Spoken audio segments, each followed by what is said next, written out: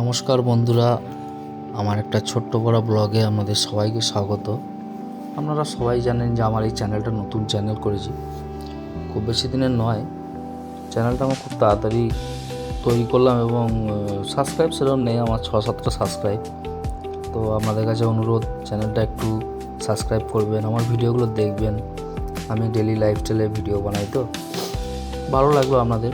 যাদের daily লাইফস্টাইলের video যাদের পছন্দ করে তাদের ভালো লাগবে দেখবেন আমার ভিডিওগুলো। আমি আমার কী কাজ করি না করি সেসব নিয়ে আমি ভিডিও বানাই। তো আজকে ভাবলাম একটা, আমি যেমন মাল গোছাচ্ছি সেরকম একটা ভিডিও বানালাম। আসলে প্রতিদিন তো সময় হয়ে ওঠে না ভিডিও বানানো, তো আজকে একটু সময় ছিল, ওই জন্য একটু ভিডিও করলাম। আমি কালকে মার্কেট যাব, ওই জন্য সকালবেলায় তাড়াতাড়ি করে গাড়িতে মালগুলো আমার চাপাতে হয়। সেই জন্য আমার মালগুলো ধরুন আগে থেকে গুছিয়ে রাখলে কী হয়, আমার সুবিধা হয় মালগুলো আমার গাড়িতে চাপাতে।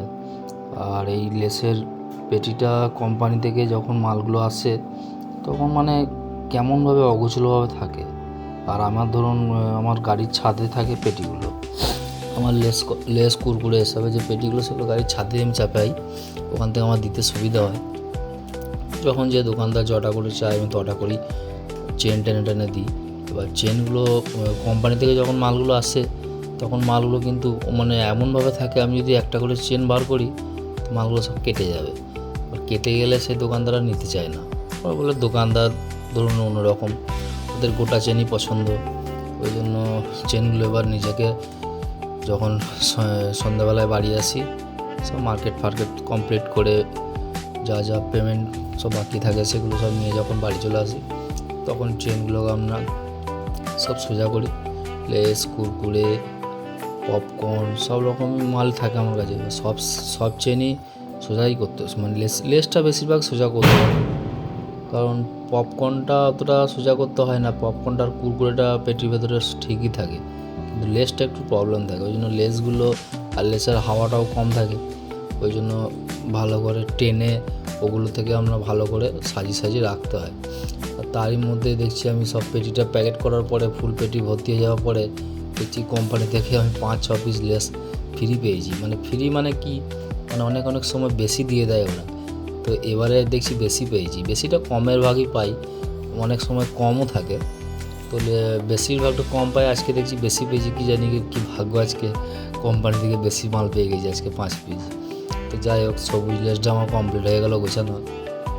এবার নীল লেসটা আমি গোছাবো। নীল লেসটার মধ্যে আর একটা লেস যাবে, ওর মধ্যে অরেঞ্জ কালারের লেস যাবে।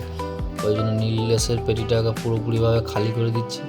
পুরোপুরিভাবে খালি করে দিয়ে তারপরে একটা নীল লেস, একটা অরেঞ্জ কালারের লেস, এই দুটো লেসকে একটা করে, মানে একটা পেটিতেই দু রকম লেসই যাবে। এবার দুটো লেসই আমি আমার নিজের মতন করে সাজিয়ে নেব, যাতে আমার বার করতে সুবিধা হয়।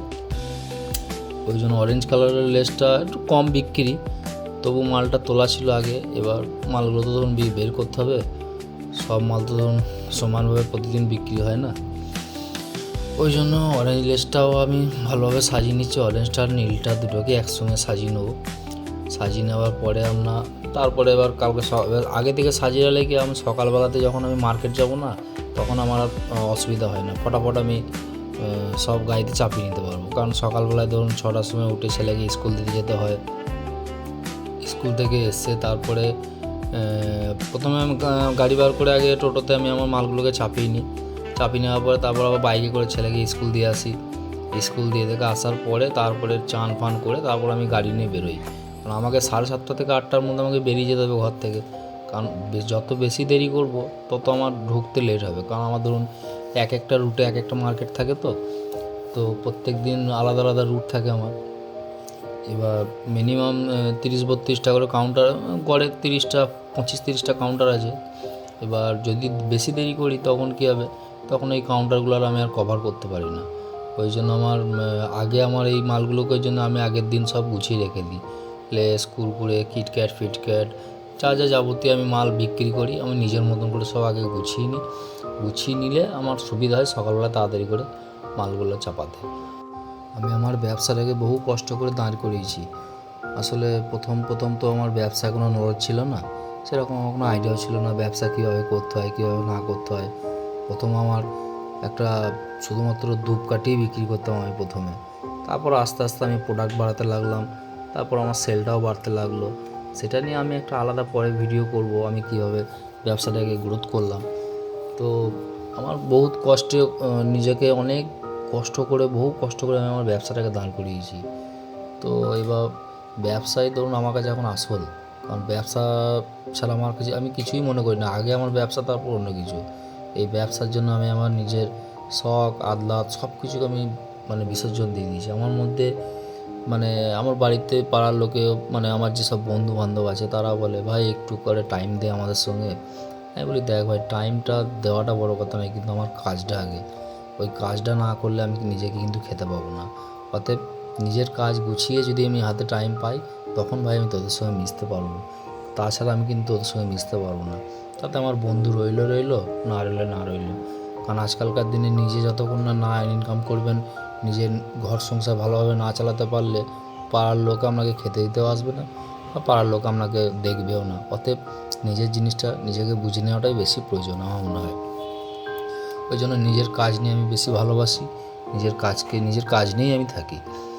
মাঝে মধ্যে যদি কোনো সময় হয় তখন বন্ধুদের সঙ্গে মিশি, নচেত আমার এই ফালতু সময় নষ্ট করার মতন কোনো নেই। এই আজকের ব্লগটা এখানেই শেষ করলাম।